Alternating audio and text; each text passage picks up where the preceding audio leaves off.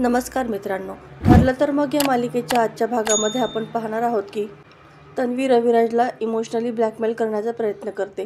बाबा, माझा साक्षी आणि त्या महिपतनी केलेल्या कुठल्याही कृत्याशी माझा काहीही संबंध नाही. तुम्हाला तुमची मुलगी अशी खोटारडी वाटते का?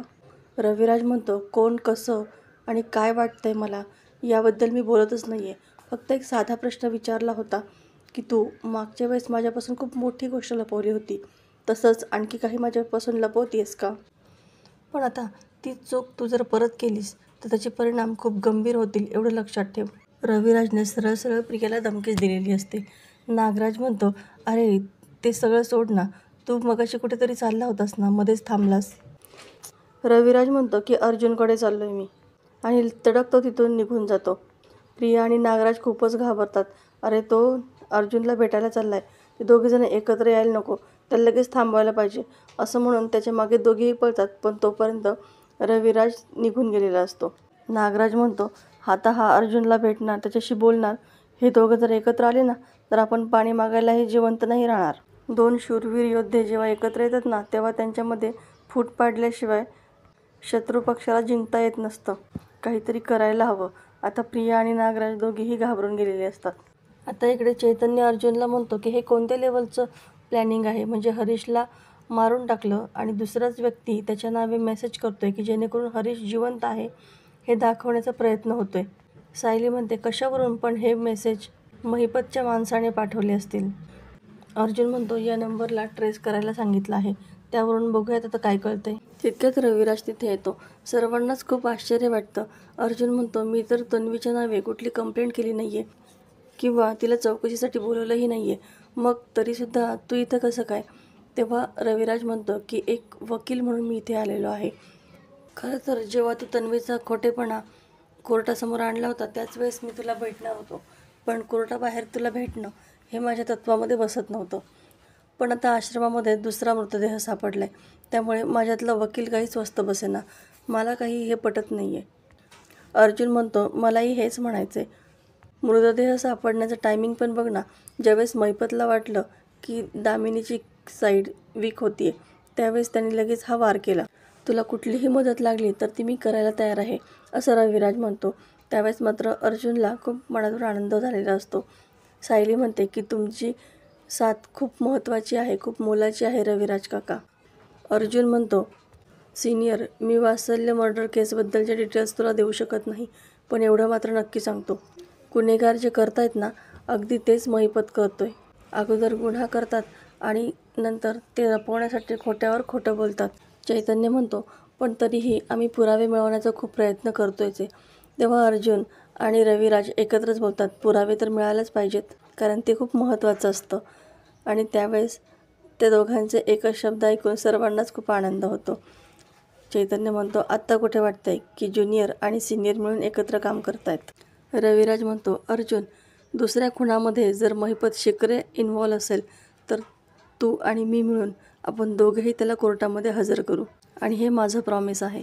अर्जुन, सायली यांना सगळ्यांनाच खूप आनंद झालेला असतो. आता इकडे महिपत त्या व्यक्तीला फोन करतो जो व्यक्ती हरीश म्हणून मेसेज करत असतो. महिपत त्याला सांगतो की तुझं काम आता झालेलं आहे, लगेच हरीशचं सगळं सामान घ्यायचं, त्याचा मोबाईल बंद करायचा आणि तिथून निघायचं. तुझे उरलेले पैसे तुला लगेच मिळून जातील. आता तो व्यक्ती घाईघाईने पुन्हा बिल्डिंगच्या आतमध्ये जातो. आता इकडे सायली खूप खुश असते.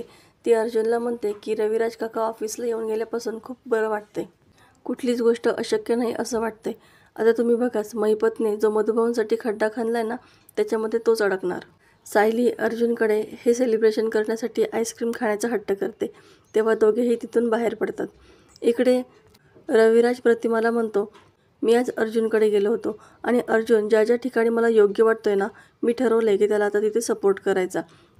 तेव्हा प्रतिमालाही खूप बरं वाटतं. रविराज म्हणतो, अरे आजची तारीख मी कशी काय विसरलो. तन्वी जेव्हा 2 वर्षाची होते तेव्हा त्याला खूप ताप आला होता, आणि जेव्हा तिला आपण घरी आणलं होतं तेव्हा ती फक्त 2च शब्द बोलली होती की आईस्क्रीम तिला पाहिजे आहे.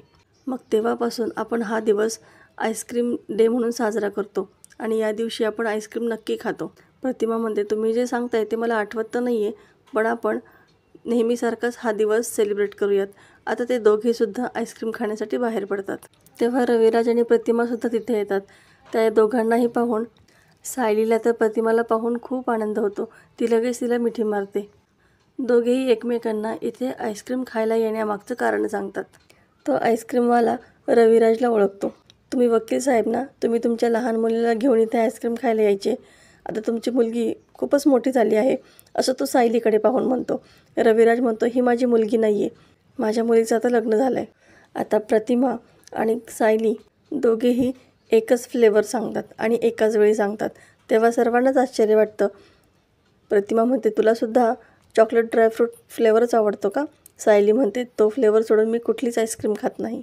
अचानकपणे सायली आणि प्रतिमाला आवाज ऐकू येऊ लागतात. बाबा, मला सेम आईसारखी चॉकलेट ड्रायफ्रूट आईस्क्रीम हवी आहे. सायली आणि प्रतिमा खूपच गोंधळून जातात. अर्जुन सायली छान आईस्क्रीम एन्जॉय करत असतात. त्यावेळेस प्रतिमा म्हणते की या दोघांना पाहिलं ना की असं वाटतं, कितीही संकट आली ना तरीसुद्धा देवबरोबर दोन प्रेम करणाऱ्या व्यक्तींना एकत्र आणतोच. सायली आणि अर्जुन खूप खुश असतात आणि त्या दोघांना एकत्र पाहून प्रतिमा आणि रविराजसुद्धा खूप खुश झालेले असतात. तर मित्रांनो, येणाऱ्या भागामध्ये आपल्याला पाहायला मिळणार आहे की अर्जुनने त्या नंबरचं लोकेशन ट्रेस केलेलं असतं आणि ती एक अंडर कन्स्ट्रक्शन बिल्डिंग असते. चैतन्य आणि अर्जुन दोघेही त्या ठिकाणी येतात. चैतन्य म्हणतो, ही बिल्डिंग तर अंडर कन्स्ट्रक्शन आहे, मग या ठिकाणाहून कोणी कसं मेसेज करेल? आता महिपतने सांगितल्याप्रमाणे तो मेसेज करणारा व्यक्ती हरीशचं सगळं सामान गोळा करून तिथून पळ काढण्याच्या मार्गावरतीच असतो. तितक्यात अर्जुन चैतन्यही तिथं आलेले असतात. तो व्यक्ती घाईघाईने सगळं सामान घेऊन निघालेला असतो, मात्र जाताना तो अर्जुनलाच धडकतो. त्याच्या हातातील सगळं सामान खाली पडतं आणि त्यामध्ये अर्जुनच्या हाती हरीश शिंदे या नावाचं एक आयडेंटिटी कार्ड लागतं. अर्जुनला पाहून तो लगेच तिथून पळायला लागतो. अर्जुन आणि चैतन्य दोघेही त्याच्या मागे त्याला पकडण्यासाठी धावतात. तो बिल्डिंगच्या आतमध्ये घुसतो, पण काहीही करून अर्जुन आणि चैतन्य त्याला बरोबर पकडतात. अर्जुन विचारतो की कोण आहेस तू? तेव्हा तो व्यक्ती चांगलाच घाबरलेला असतो आणि घाबरूनच म्हणतो की मी इथला वॉचमन आहे, माझं नाव पिंटे आहे. मग अर्जुन विचारतो, तुझ्याकडं हरीशचं आय कार्ड काय करतं आहे? काही केल्यावर तो काही बोलायला तयार नसतो. अर्जुन आणि चैतन्य मिळून त्याला चांगलाच चोप देतात. त्यानंतर तो सगळं सत्य अर्जुन चैतन्याला सांगतो. तर मित्रांनो, तुम्हाला काय वाटतं, महिपतचं हे कारस्थान अर्जुन कोर्टासमोर आणण्यामध्ये यशस्वी ठरेल का? की त्यामध्ये पुन्हा दामिनी काहीतरी नवीन प्लॅन आखणार? हे पाहणं अतिशय रंजक ठरणार आहे. तर मित्रांनो, आजचा हा एपिसोड तुम्हाला कसा वाटला हे कमेंटमध्ये सांगायला विसरू नका. येणारे भाग अतिशय रंजक आपल्याला पाहायला मिळणार आहेत. असेच नवनवीन व्हिडिओ अपडेटसाठी चॅनलला सबस्क्राईब करा. नोटिफिकेशनसाठी बेल आयकॉन अवश्य दाबा. व्हिडिओ पाहिल्याबद्दल धन्यवाद.